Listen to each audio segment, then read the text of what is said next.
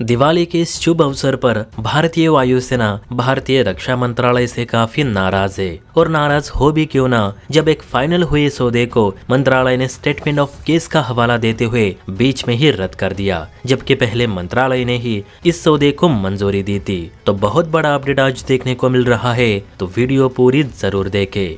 तो देखिए, खबर है राफेल विमानों को लेकर, जिसकी एक बड़ी ऑर्डर फ्रांस को दी ही जाने वाली थी कि बीच में ही रक्षा मंत्रालय ने सौदे को स्थगित कर दिया। अब 114 राफेल जेट्स की डील क्या है और सरकार अब इन्हें क्यों नहीं खरीदना चाहती, ये पहले समझते हैं। तो देखिए, भारतीय वायुसेना ने अपनी हवाई क्षमता को मजबूत बनाने के लिए इसी साल फ्रांसीसी कंपनी दसॉल्ट एविएशन से 114 make in India Rafale fighter jets की खरीद के लिए एक प्रस्ताव तैयार किया था, जो कि लगभग 2 लाख करोड़ रुपयों का है। इस प्रस्ताव के तहत पहले 18 जेट्स फ्लाई अवे कंडीशन यानी सीधे फ्रांस से बनकर आएंगे। बाकी सारे राफेल जेट्स भारत में ही मेक इन इंडिया के तहत बनाए जाएंगे, जिसमें 60% से अधिक सामग्री यानी स्पेयर पार्ट्स स्वदेशी होंगे। दसॉल्ट एविएशन भारतीय कंपनियों जैसे टाटा एडवांस सिस्टम के साथ मिलकर made in India Rafale jets का विकास करेंगी। इसके अलावा दसॉल्ट हैदराबाद में M88 इंजनों के लिए MRO यानी मेंटेनेंस, रिपेयर एंड ओवरहॉल सुविधा भी स्थापित करेगी।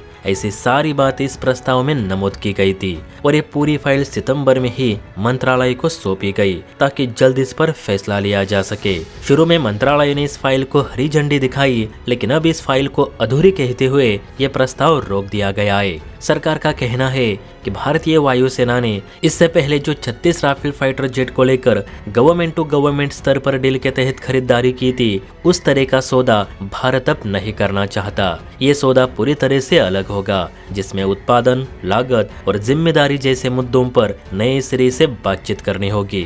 रिपोर्ट में ये भी कहा गया है कि इस बार मंत्रालय की प्रमुख मांग ये है कि स्थानिक सामग्री और स्वदेशी हिस्सेदारी सिर्फ 10 से 15% तक सीमित ना रहे, बल्कि इसे 75% या उससे भी ज्यादा तक बढ़ाई जाए। इसका मकसद भारतीय रक्षा क्षेत्र की कंपनियों, फिर चाहे वो सरकारी हो या निजी, दोनों को इस सौदे में बड़ा हिस्सा बनाना है। अब फ्रांसीसी कंपनी 60% तक टेक्नोलॉजी ट्रांसफर करने के लिए तो तैयार है, लेकिन 75% तक नहीं, क्योंकि दसॉल्ट एविएशन का कहना है कि अगर हमने भारत को 75% से ज्यादा टेक्नोलॉजी ट्रांसफर की, तो भारत के पास वो क्षमता है कि वो कुछ ही सालों में राफेल को टक्कर देने लायक नए विमानों का निर्माण कर लेगा, जिससे राफेल का मार्केट खराब हो सकता है। इसलिए 75% तकनीक ट्रांसफर नहीं होगी और इसी बात को लेकर ये सौदा अटका पड़ा है। हालांकि वायुसेना इससे काफी नाराज है। वायुसेना प्रमुख KP सिंह का कहना है कि सीधी सी बात है कि कोई भी कंपनी अपनी 75% तकनीक किसी भी देश को हस्तांतरित नहीं करेगी, वो भी ऐसे हथियार की जिसकी डिमांड फिलहाल पूरी दुनिया में है। अगर सरकार अपनी इसी जिद पर अटकी रही,